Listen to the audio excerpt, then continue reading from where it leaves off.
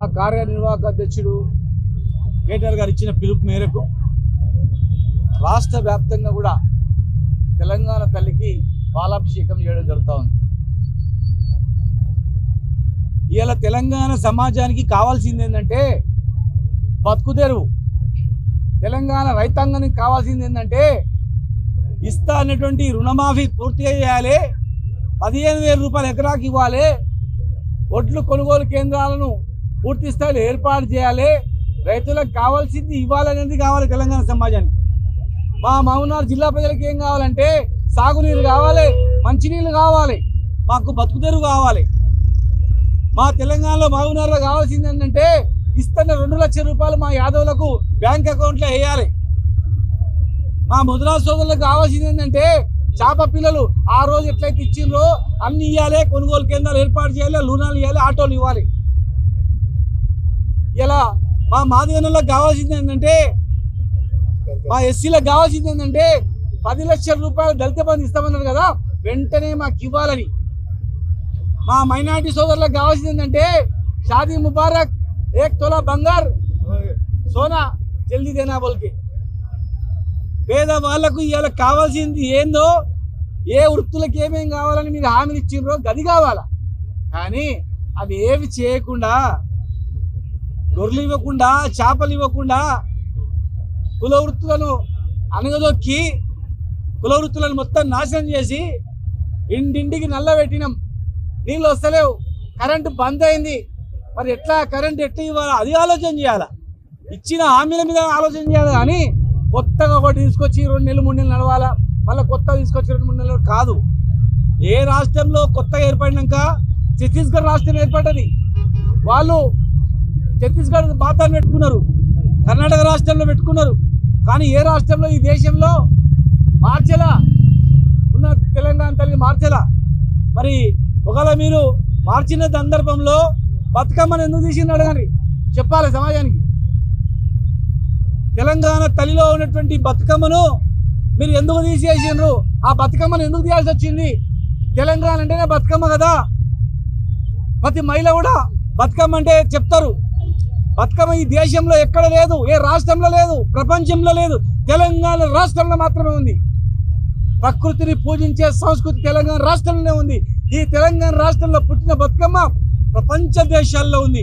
ఇవాళ ప్రపంచ దేశాల్లో ఉన్నటువంటి వాళ్ళు తెలంగాణ తల్లిలో బతుకమ్మ ఎందుకు తీసిందంటే ఏం సమాధానం చెప్పాలి? తెలంగాణ రాష్ట్రం అని టీఎస్ అని పెట్టుకున్నాం. అంతకుముందు ఉంది తెలంగాణ, రాయలసీమ ఉంది, అన్ని ఆంధ్ర ఉంది. కానీ కొత్తగా మనం కొట్లాడి తెచ్చుకున్నాం కనుక తెలంగాణ రాష్ట్రం అని చెప్పి పెట్టుకున్నాం. పేర్లు మార్చడం కాదు, ప్రజల తలరాత మార్చండి. లేని వివాదాలు పెట్టి చట్టాలు తెచ్చి వాళ్ళని కేసులు వేయడము, కూల్చివేయడము, నోర్లు బంద్ చేయడము ఇది కాదు సమాజం కోరుకున్నది. మీరు తెలంగాణ తల్లిని పెడతామంటే ఓట్లు వేయలేదు, టీఎస్ను టీజీ మారుస్తామంటే ఓట్లు వేయలేదు, కాకతీయ తోరణం తీసేస్తామంటే ఓట్లు వేయలేదు, చార్మినార్ బొమ్మను తెలంగాణ చిహ్నంలో తీసేస్తామంటే ఓట్లు వేయలేదు. మీరు ఇచ్చిన హామీలను చూసి ఓట్లు వేసారు. మీరు ఇచ్చిన హామీలు నెరవేర్చడానికే ప్రయత్నం చేయండి. ఇండ్లు ఇస్తామన్నారు, ఇవ్వండి. తొందరగా ఇచ్చిన హామీలు చేయండి.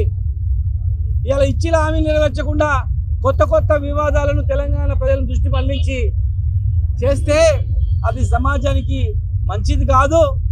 దాన్ని ఆలోచన చేసుకోవాలని చెప్పని ఈరోజు మా రాష్ట్ర కమిటీ ఇచ్చినటువంటి పిలుపు మేరకు మరి ఈరోజు అందరం కూడా పాల్గొంటా ఉన్నాం. భవిష్యత్ కార్యాచరణ కూడా ఏ అంశాల మీద ఉంటుందో ఖచ్చితంగా ప్రజలు అందరూ కూడా ఎదురు చూస్తూ ఉన్నారు. ఏ పిలిపిస్తే స్వచ్ఛందంగా ఎట్లా పాల్గొనాలని చెప్పి ఆలోచన చేస్తూ ఉన్నారు. ఈరోజు తెలంగాణ సంపద మొత్తం దిగిపోయింది, మొత్తం పడిపోయింది. ఒక ఇంటికి ఇట్లా చూపిస్తే 2000 ఎలక్షన్ కన్నా ముందు పోయిన డిసెంబర్ నాడు ఈ ఇల్లు విలువ అడగండి, ఈ భూమి విలువ అడగండి, ఏదని అడగండి, ఆ రోజుకి ఈ రోజుకి ఎంత పడిపోయింది చూడండి. గ్రామాల నుంచి రాజధాని వరకు, హైదరాబాద్ వరకు మొత్తం సంపద మొత్తం కింద పడిపోయింది. ఆ లారీ టైర్కు గాలి తీస్తే ఎట్లయితే తుస్సును పడిపోతుందో అంత పడిపోయింది. సంపద పెంచడానికి ప్రయత్నం చేయండి, కానీ మంచి మాట్లాడిందని స్వీకరించండి. కానీ కొత్త వివాదాలకు పోకుండా ప్రభుత్వం మీరు ఇచ్చిన హామీల మీద దృష్టి పెడితే మీకు కూడా మంచిది. హామీలు గాలికి వదిలేస్తే కష్టం. రాహుల్ గాంధీ గారు, మరి మీ నాయకుడు రేపు భవిష్యత్తులో మీకు ప్రధానమంత్రి కావాలంటే, తెలంగాణలో ఎంపీలుగా గెలవాలంటే మరి తెలంగాణలో ఏం చేస్తే గెలుస్తారు? రాహుల్ గాంధీ గారు ఇచ్చిన మాట నిలబెడితే గెలుస్తారా? సోనియా గాంధీ గారు ఇచ్చిన మాట, తెలంగాణకు వచ్చి మాట్లాడిన మాట నిలబెడితే గెలుస్తారా? ప్రియాంక గాంధీ గారు వచ్చి ఏదైతే హామీలు ఇచ్చిపోయిందో ఆ హామీలు నెరవేరిస్తే గెలుస్తారా? లేకపోతే కొత్త కొత్త వివాదాలు సృష్టిస్తే గెలుస్తారా? మీరే ఆలోచన చేసుకోండి. ఆలోచన చేసుకొని ప్రజల వైపు దృష్టి పెడితే మీరు ఉన్నన్ని రోజులు మీరు చేసిన పనికి సార్థకత ఉంటుంది. అంతే తప్ప వేరే చేస్తే అది మీకేం ప్రయోజనం ఉండదు. ఖచ్చితంగా భవిష్యత్తు తెలంగాణలో, తెలంగాణ రాష్ట్రం మళ్ళీ ఎలక్షన్లు పెడితే ఖచ్చితంగా అధికారంలో తెలంగాణ పార్టీ వస్తుంది. ఎవరికైనా డౌట్ ఉందంటే, డౌట్ ఉన్న వ్యక్తి మీడియా మొత్తం తీసుకోండి. మీడియా సమక్షంలో ఒక గ్రామం అనుకోండి, మీరు సెలెక్ట్ చేసిన గ్రామంకి ఇవ్వండి. వీళ్ళందరి సమక్షంలో రైతుల దగ్గర పోయి అడగండి, 100% మీ ఊళ్ళో రుణమాఫీ అయిందా చెప్పమని చెప్పండి. రైతు బంధు ఇచ్చిన ప్రకారం వచ్చిందా చెప్పమని చెప్పండి. రైతులను అడగండి, మహిళలను అడగండి, వృద్ధులను అడగండి. గ్రామంలో గంట సేపు ప్రయాణించండి. మీకు కావలిస్తే ఒక బస్సు ఏర్పాటు చేస్తాం. తెలంగాణ రాష్ట్రంలో ఏ ఊరికైనా పోండి, ఈ జిల్లాలో ఏ ఊరికైనా పోయి అడగండి. హిందువులను అడగండి, ముస్లింలను అడగండి, క్రైస్తవులను అడగండి. మీరు ఏం చూసి చేస్తే ఓటేసిర్రు, ఇప్పుడు ఏం జరుగుతుందో అడగండి. ప్రశ్నించే గొంతులను విసికేస్తామంటే కాదది. తెలంగాణలో మరి 42% స్థానిక సంస్థల్లో రిజర్వేషన్ ఇస్తామని అన్నారు. దాని మీద ఏమైతే చూసుకోండి. చట్టపరమైన చెక్కులు వస్తాయో ఆలోచన చేయండి. దాని మీద చర్చ జరగండి. జనగణన ఇచ్చి పాడి గాలికి వదిలేసారు. రేపు భవిష్యత్తులో ఏమైతే చూసుకోండి. దాని మీద ఒక న్యాయ నిపుణుల కమిటీ వేసుకోండి. దాని మీద దృష్టి పెట్టండి.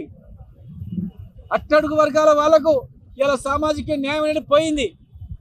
బీఆర్ఎస్ అధికారంలో ఇప్పుడు 26 మంది ఎమ్మెల్యేలుగా ఉండ్రి. ఓబీసీలు ఇప్పుడు ఎంతమంది ఉన్నారు? మరి చట్టసభలో 42% ఇస్తామన్నారు. ఇస్తారా ఇవ్వరా? ఏం జరుగుతుంది?